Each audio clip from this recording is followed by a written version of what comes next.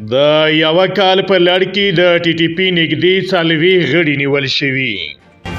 د تیر یوه کال په لړ کې په ټول هیواد کې د پاکستاني طالبانو د تحریک یا ټي ټي پي 40 غړي نیول شوي دي.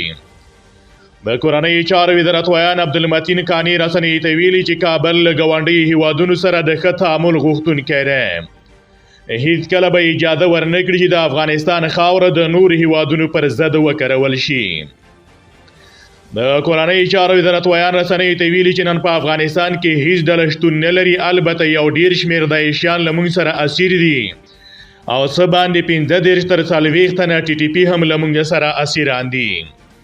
ښاغلی کانی د خپلو خبرو په یوه برخه کې وایي هر هغه څوک یا ډله چې غواړي په هیواد کې امنیت ګډوډ کړي پیژندل کیږي او نیول کیږي.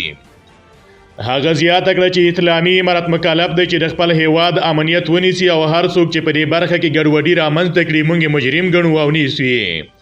په دې برخه کې هیڅ اندېښنه نشته چې ګواکې څوک زموږ امنیت خرابوي.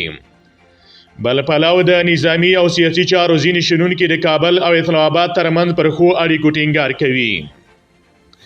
د سیاسي چارو شنونکی سلیم پیکر ویل چې 43 کلونو په لړ کې له پاکستان سره موږ ښې اړیکې نه دي لرلي او فکر نه کوم چې له دغو نیولو سره د افغانستان او پاکستان ترمنځ اړیکې رامنځته شي.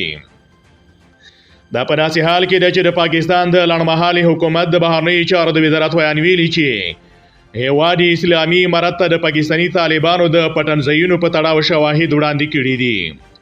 په اسلامي امارت ویلي که د پاکستاني طالبانو په تړاو شواهد ورته وړاندې شي نو له ځنډ پرته به اقدام وکړي.